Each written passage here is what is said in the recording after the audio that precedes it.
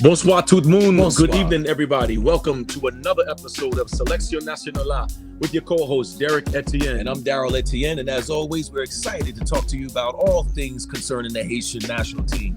We got some exciting news. We're talking about the Gold Cup for the senior women's team. The first ever Women's Gold Cup. And we're going to have a look into this national team. And we'll come right back after this.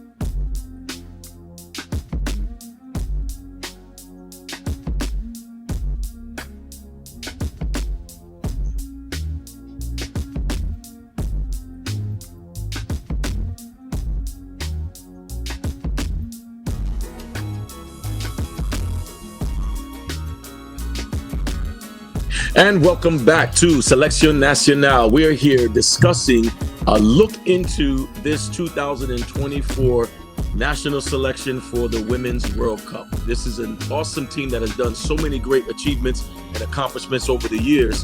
And now they have another chance to showcase their talent on the top stage with the best teams in the region. You know what's exciting? And I don't even think everyone recognizes or remembers, but this was the same core group that qualified for the FIFA U20 World Cup. Yeah. And made history with that group. It did very well. And now that same group were able to qualify for the senior teams, the FIFA World Cup. And it's just, and they're still going and going and going. They're surprised so many people. And I'm just so happy for them and excited for the great things that's getting ready to take place. There's so many great opportunities that can come from this team. We're already seeing that good players are being recognized internationally all over the world. Yeah. With Nourelia Mondesir, who's been playing a successful career over in France, playing for Montpellier. Yeah. Ketna Louis is also playing for Montpellier. But I think the bright star is, of course, Melchi Dumonet. We all know her as Coventina. Yeah. And she has taken the world by storm. Yeah. Since the U17s. She's been identified as one of the best players to be the future of the Haitian national team. And I think she's done that. Yeah. And not only is she considered one of the best female Haitian players that ever played, but now she's even getting accolades of possibly being one of the best female football players in the world. Which is crazy. Yeah. And she's Haitian, and Haitian blood is running through her veins. And I'm just so happy for her. So we're happy for all the players. And you know what? This team is an opportunity for us to showcase that talent again on this stage here in America with being here in the Gold Cup, being here in the United States, the National Women's Soccer League and all the new professional leagues in this area. We'll have a chance to see the bright stars that's coming up in the future, particularly with our Grenadiers. And so let's have a quick look into the roster that has been chosen. Coach Gonsalves has chosen his list of 23 who's going to be representing the national team in this Gold Cup. But let's look at the scenario before we get to the roster. We have an important match against Puerto Rico, which is a preliminary play-in match in order to officially be into the Gold Cup. So this is a part of the Gold Cup, but it's preliminary where it's a must win against Puerto Rico. And then the winner of that match, you have Brazil, Colombia, and Panama are waiting for them to see who's going to be next up. So this is very important for us to go in strong and hopefully come out with the victory with this game. But there's some new faces on this roster and some familiar faces not on the roster. And so we're going to look at it. If you look at the team, we have, I love about the goalkeepers that we have. We do have, I think, some of the best goalkeepers in the region. The number one, Curly Tios, who plays at FC Miami. You know, she has been a staple in this national team for years, since the U17s, U20s, and the senior team. And so she's going to be the number one leading the team. And then, of course, you've got Naomi Ambrose, who's the backup goalkeeper. And the new face, Rosemary Joseph, is going to be the third goalkeeper that's in this list of 23. Yeah, you know, and so when we talked about the 17s, that was one of the things we were a little unsure of, that we saw that they had one goalkeeper. We weren't really sure if they were deep, you know, with the substitutes in the bench. But here for this senior side, which very well should be for every senior side, but you have goalkeepers that you could depend on. Yes, you have your number one, and then obviously if there's injuries, red cards, or what have you, you have another goalkeeper that you can step in and be comfortable with. The players can trust and be comfortable with, and that's a good thing for Haiti. And that's a key thing there. You said that the players can trust them. So these are goalies who have been proven, who have shown that they got the skill, they got the ability, they got the leadership, everything that's needed. So the team is going to have the confidence to do what we do, knowing that we're going to have a goalkeeper that's going to make a couple of good saves, a couple of good stops. So Curly Teos is going to lead the charge, I'm sure. And then you've got Naomi, who's going to be there backing things up. And I think it's a great opportunity for Rose Money to have a good experience, to being around two quality world-class goalkeepers. And for her, you know, being a young player, this is a great opportunity for her to learn and glean some things from the other two. Yeah, defensively, I think we're going to be pretty good. We have Ketna's coming back, Ketna Louise, who's playing over in Montpellier in France, and she's doing well. You know, a lot of people were concerned, you know, of how would she do over in France, and she's proven everybody that, hey, I can do it. And now she's a very good asset to this side and a pillar and someone that's going to be needed. Ketna is one of the leaders. Ketna is one of the leaders. What's going to be interesting is to see where Coach Gonzalez holds her in this season, in this particular game, because he's played her in the attacking positions, played her on the wing in the qualifiers. He played her on the wing, and so it's going to be interesting to see, is he going to play her in defense or putting her back in the attacking position. So let's look at the list first, and then we can touch some players that highlight. Ketna Louise is in that defensive. Amadine Pierre-Louis from AS Saint Etienne. Roxanne Villain is one of the new faces. Joanne Laforte is back. Deborah Bien-Ami had her debut at the last call-up. Josephine Vanuxim is a new player that's coming from Lille, playing in France as well. Nice. Chloe Joseph is another new player that's coming from the Oklahoma State here in the States. And Jasmine Vilgrain is another new player. So we have some new faces that are here, and faces that are missing. You know, we're missing Tabitha Joseph is injured. We still have Jennifer Limage, who is still injured from the World Cup, so she's not in. And we don't see Chelsea Supri is not in this list as well. These, again, key players that played in the World Cup, you know, and they're not on this team. And Ruthnie Maturin is not in this lineup. So there are 4 key players that normally play with this national team are not in this particular selection, and there's a lot of new faces.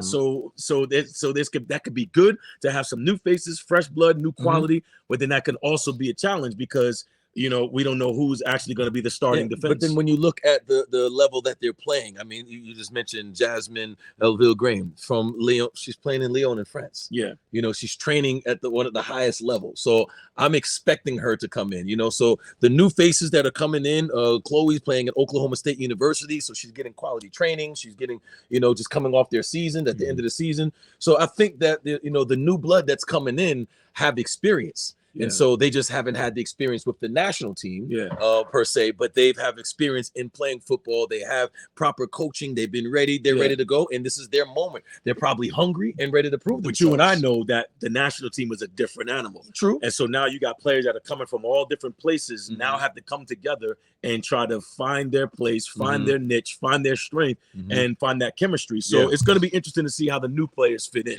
All right, let's look into the midfield. What I like about this midfield is there are core players here and a balance of new players as well. Some of the memorable players is Shirley Jurdy, who's a key player that helped them to qualify for the World Cup.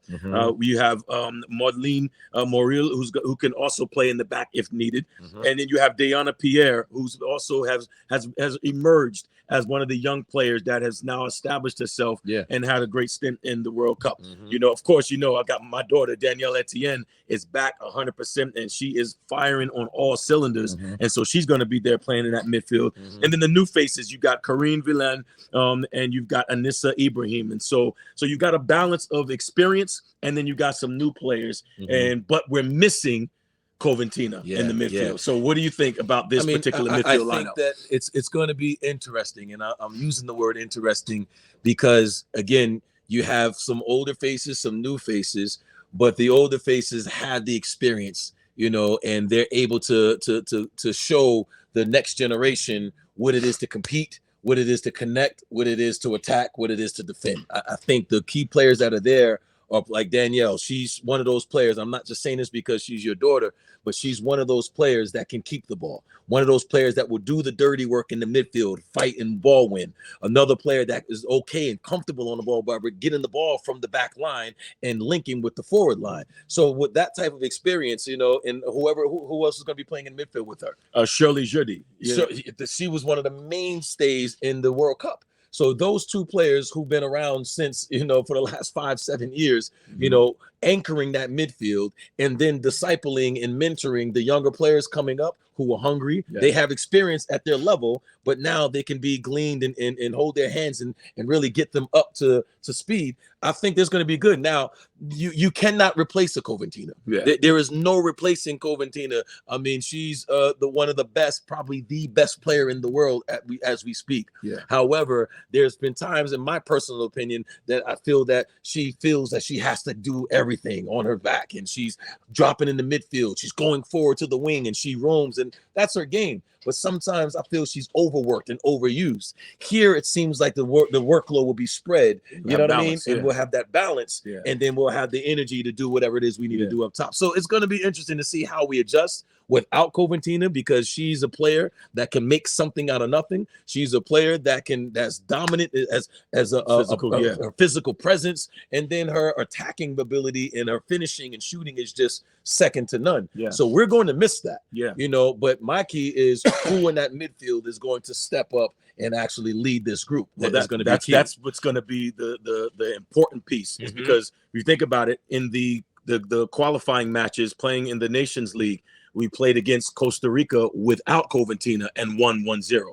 And then we played against Costa Rica the last game without Coventina, and we didn't have the result that we wanted. So we played her twice without Coventina? We played them twice without Coventina, and we have different results both times. So it's going to be interesting to see which players actually step up to now to fill that void, but at the same time bring something to the table. That's so the midfield is going to be key, I think, for us being productive in beating Puerto Rico. And lastly, let's look up top. All right, up top, you've got Bathsheba Lewis, of course, who's playing on that left wing. Nerelia Mondesir, who's the captain of the squad. She's going to be playing either in the 9 or playing on the wing.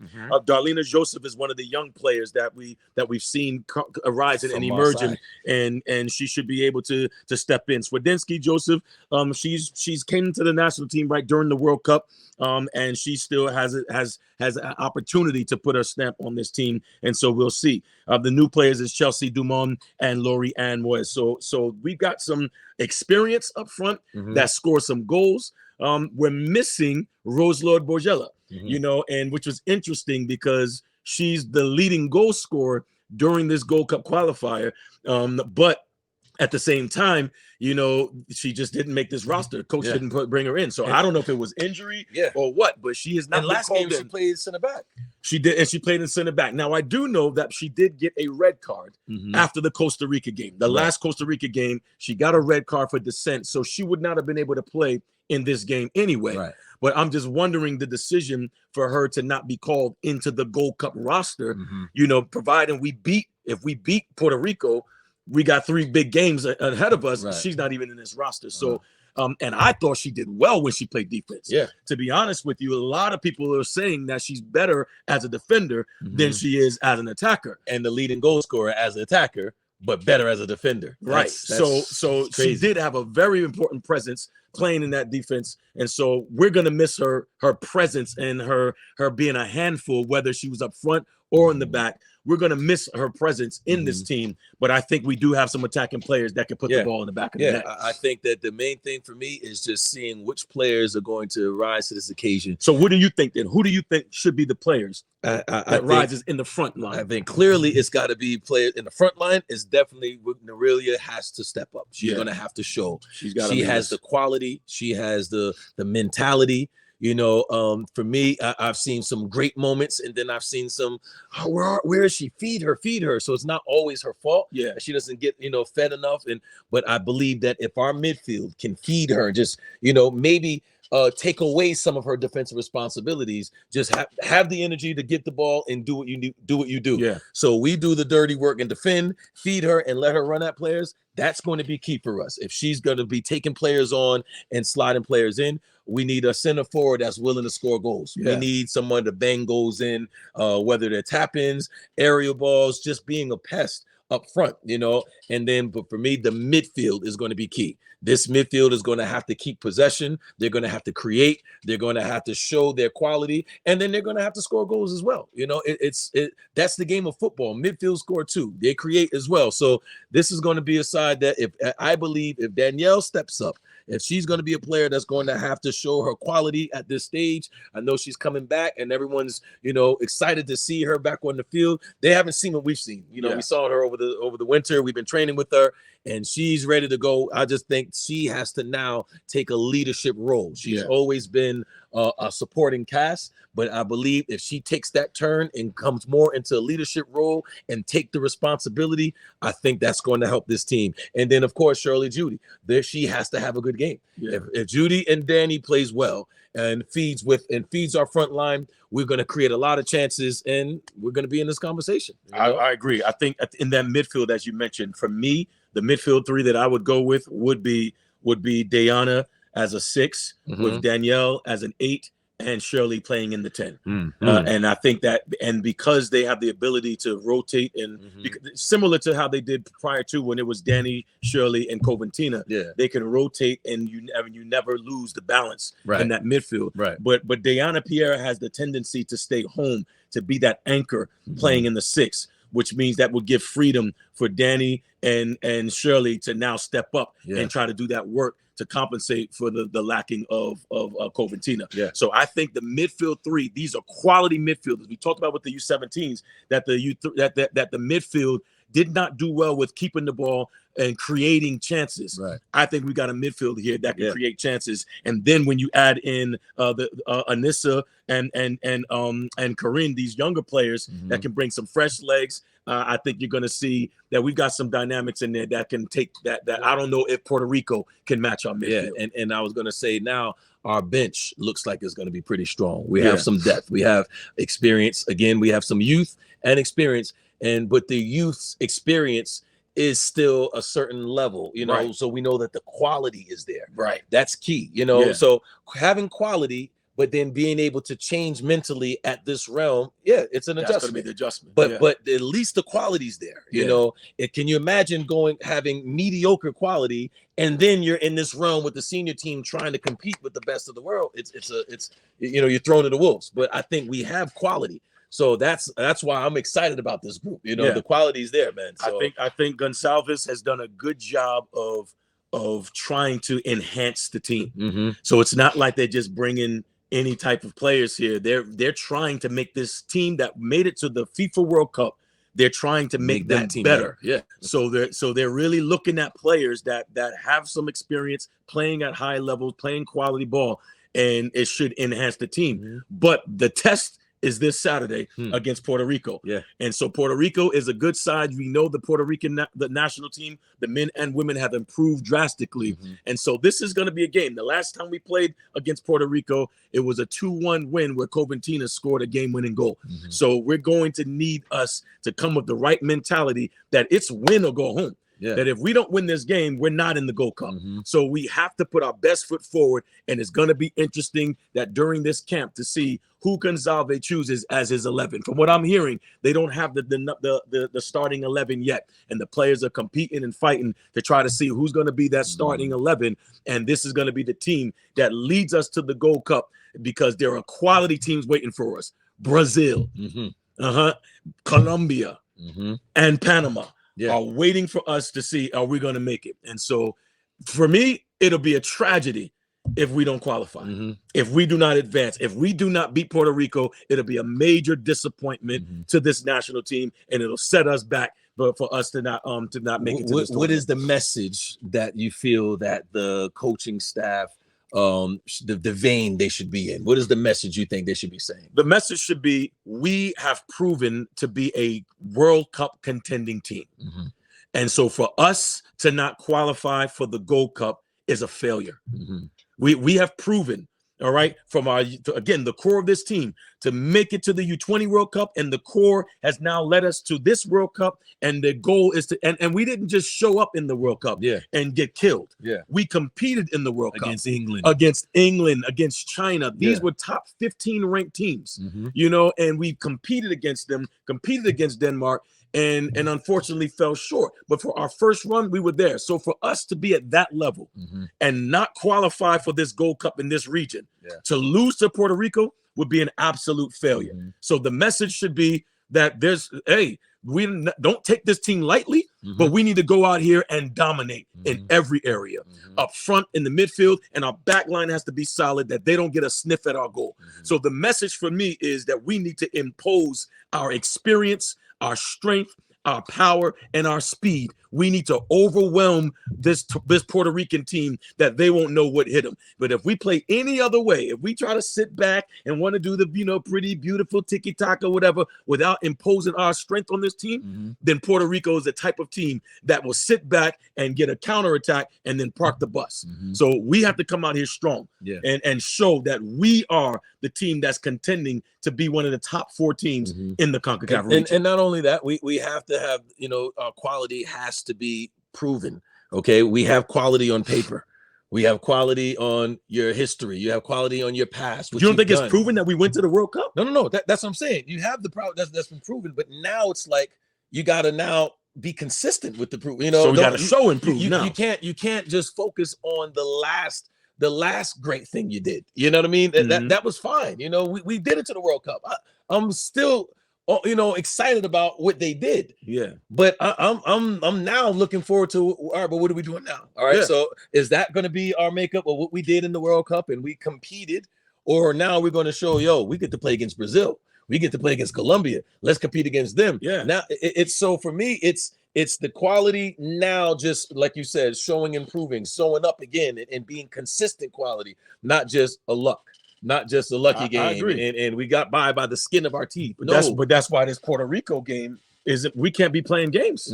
We can't go in here, overconfident, thinking that we got it won already. But we need to show that we belong on that. Let me ask you this. But see, when we get to this point, I've seen it with the men's team. I've seen it with the women's team at times. When we get to a point where we have to play against a tough opponent, we go into sit back mode. All right, this game against Puerto Rico. What is your without formation? Question? We have to take it to them. So pressing, without question, we have to defensively. We press them for all the way, high press them, and win the ball in their half, and immediately go to goal and put it away. All right, and then on the ball, when we have the ball, as we're building, how can we advance and move the ball quickly, get the ball forward? We need to relentlessly attack. I'm telling you, Puerto Rico will not be able to handle our speed, our strength, our athleticism, and our speed of play of our midfield if we impose our strength on them. Right. So we got to set the tone. So for me, the goal is set the tone. We strike first and don't let Puerto Rico play. We can't afford to just let this game linger and be 0-0 at halftime. Right. 0-0 at halftime is not good for us. The pressure is on us, right, not on Puerto Rico. Right. If Puerto Rico happens to win, they make history. They for their club, their country, they make history, and because they're not supposed to win. For us, if we lose, the pressure is on us. We're the ones that went to the World Cup. We're the ones that's trying to establish ourselves as a force in this region. So to answer your question again, we have to take it to Puerto Rico. Yeah, we can't just play with this. Yeah. So a player that we left out, I think we didn't leave her out, but didn't focus on Bathsheba. Has to have a good game. Yeah, she's capable. Yeah, when she's on, she's a player that, for me was a little inconsistent in the World Cup. I didn't see much of her, what I know she can do. She didn't show her level at the World Cup. Yeah, but we know what she can do. If she is on, and if we have Norelia on, and whoever else they decide to put on, but just if Norelia and if Bathsheba's on and our midfield is feeding them, we're going to create chances and get some goals. I believe it's very important that Bathsheba steps up and has a good game. I think if our attacking team is similar to what we said about the U17s, if our attacking players can really step up and have a good game, execute, I don't think Puerto Rico will stand a chance. But they have to worry about us. Right. If they are worrying about us, the odds are in our favor. But the moment that we have to worry about Puerto Rico, we would have to worry about them if the game is 0-0 at halftime. If the game is 0-0 in the 60th minute, we have to worry. Right. Because anything can happen. But if they're worrying about us, meaning that we're relentlessly attacking, Bathsheba is on. All right, Norelia is on. Darlena is on. Whoever's playing up front. If Shirley is on, Danny is on. If these players are playing to their World Cup standard, Puerto Rico would not be able to stand the chance. Yeah, But yeah. that's so I'm coming with this level of intensity because the Gold Cup is at stake. We won't see Brazil. We can't look past Puerto Rico to get to Brazil, to get to Colombia. We have to beat Puerto Rico. And for me, not beating them would be a failure. Now, here's what I know about Puerto Rico. There's several players that have grown up in the States, just like there's some, the diaspora that's playing, for Haiti. There's several players that are from the States. They're playing college. They played high level here, so they have a squad. They have a good team. They're not, it's not like, when you say it's devastating or tragedy or failure if we lose to them, it's not disrespect that they suck and how do you lose to a sucky team? It's not that. It's just more of, we have the experience. We've played at higher levels than them at this moment. They're hungry though. That's something when someone is hungry and they're desperate, they're dangerous, And so for me, I'm looking at that hunger that's there from a Puerto Rican squad that's looked to make their own history. They're looking to make their own thing. So we can't take that for granted. We cannot let the game linger, as you stated. They're going to be hungry. They're going to be coming out flying, and it's going to be a battle first 20 minutes. But like you said, if we roll over them that first 20 minutes and we get 2 or 3 goals early, they're going to fold. Exactly. And they're going to say, we're inexperienced. We're not ready yet. We're on our way, but, we've done well. However, but if we give a silly handball in the box, silly fouls around the box, and they get a free kick and red cards and stuff to give them the advantage, then that's when we're in trouble. So these are the things that we got to look at. If they're gonna, we got to know that they're coming out looking to make history. Puerto Rico is going to come out hungry. Then Haiti should come out even hungrier. Understanding that, look, we're trying to we should have been in the Gold Cup. But because of how we did not close out Costa Rica, that's why we're in this position. So if I'm the coach, I'm telling them that this is what should be on our mind. The fact that we're not even supposed to be in this game. And so because we took for granted that last game and didn't seal the deal, we have to get it done tonight. We have to get it done tonight. So the game is this coming Saturday, and playing in California, Haiti versus Puerto Rico. And this is for everything. This is for that final spot into Group B of the Gold Cup. And what's your prediction? Hey, I predict Haiti's going to win this one. Straight up. I'm thinking 4-1 Haiti. 4-1 Haiti. And, the one will be a second half goal is what I'm assuming. I feel it'll be a second half goal because for some reason, the Haitian squads tend to come out second half a little lightly. You know what I mean? So I'm leaving room for whether it's a lack of concentration in the first part of the second half or even trying to close the shutout and we give up a silly goal and go 4-1. But I don't think that they're going to get through our midfield and our back line. I think our midfield is going to keep possession. And I just believe in that Norelia and Bathsheba is going to step up. So 4-1's my prediction. 4-1. Yep. All right. I'm going with 2-0, maybe 3-0, but 2-0 Haiti. It will be a dominant performance. And I think just that first game to get the crew back together again, we may miss some chances, but I think it's going to be enough to seal the deal. 2-0. And let me ask you this: do you think that the squad is nervous of not having Coventina, or do you think that no, they're like, hey, we're doing this for her? I think they, of course, we want Coventina, and we know she's recovering from injury. But I don't think that they're nervous of playing without her because again, we played against Costa Rica, who's ahead of us in rankings. We played against them in the qualifiers and did well against them. So I think this team has matured. They matured enough to know that it's the next player up, and of course you want your best player to be there. But if not, we're confident in the side that we have. So I don't think nervousness is an issue at all. I think if there's nerves at all, it should be we cannot lose this game. Is we can't come out with the wrong mentality. We can't come out, flat, and we can't come out overconfident thinking that it's already won. We have to execute, and I think we'll be fine. And every set piece is important. Yeah. Defending corners, not giving them corners, Yeah. stuff like that, and just taking advantage of ours. So I can't wait. This Saturday, what time is the game? The Saturday, I'm not sure of the time. We'll get back and check it out and see it on the social media. This Saturday, we're expecting Haiti to qualify and be in the Gold Cup to play eventually against Brazil, Panama, and Colombia. That's what we believe. Yeah. All right. That's what you believe. That's out there watching. You believe you're Haitian. You believe in this team. And so we believe in you, ladies, and we expect you to do what you do. This is a start of the next World Cup journey. Yeah. And it's starting with this Gold Cup. So with this team, if they can beat Puerto Rico, which we believe in that they will, and they step into the Gold Cup, all of it is preparing us to get used to being at the top level, to get used to playing the best teams in the world, because Haiti's going to be here for a while. Yeah. All right. So we'll see you next time. We'll come back after the match with a recap of the game, and hopefully we're talking about victory. I know we're talking about victory.